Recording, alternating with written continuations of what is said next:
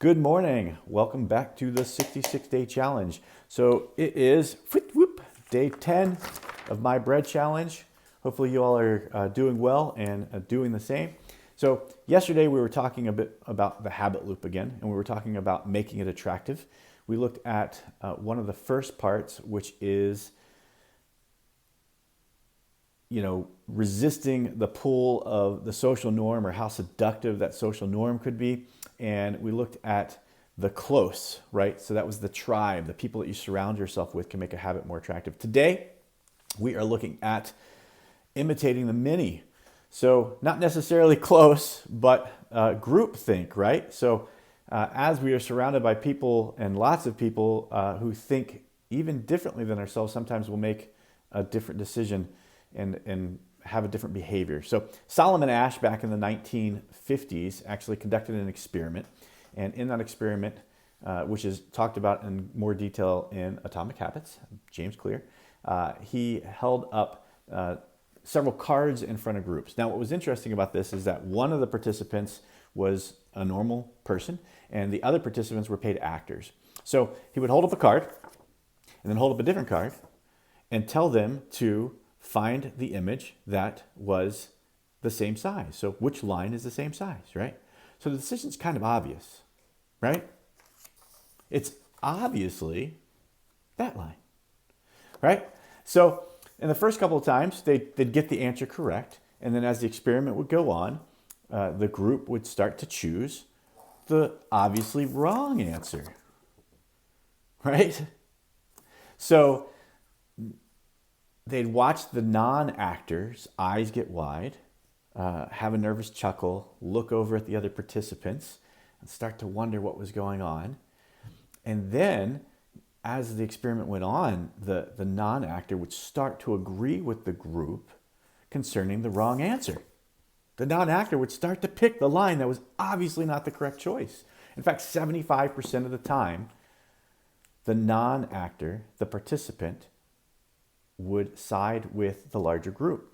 Now, the smaller the group, the less likely they were to agree. So one-on-one, the participants just assumed they were, sitting next to a dummy, right? 1-on-2, still about the same. 1-on-3, started to sway their decision. As they got up to 5, 6, 7, 8, they were much quicker to jump into that group think.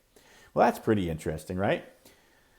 So a lot of times when we are unsure how to act, we look towards the others in our groups to figure out the correct behavior.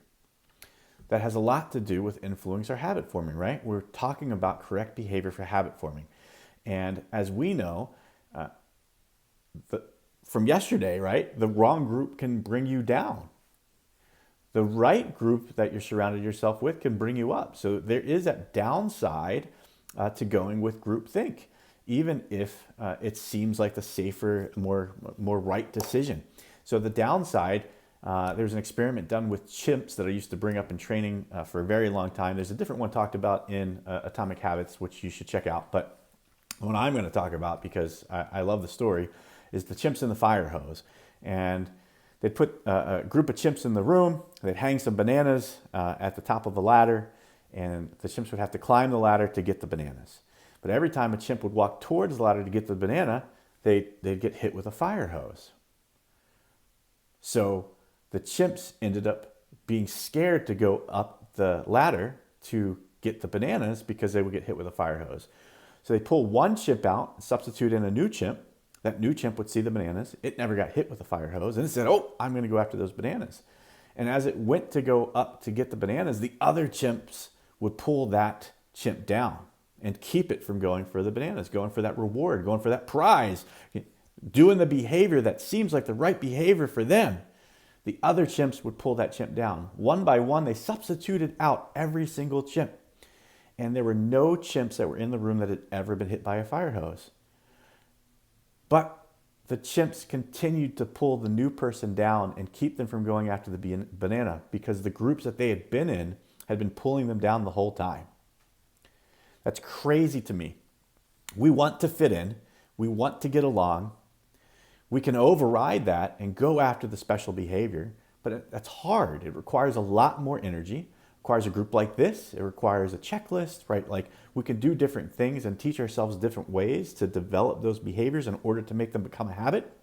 And one of the big things is obviously, and you see this sometimes, friends start to drift apart as different friends are going for different behaviors and different styles that they think are normal to them.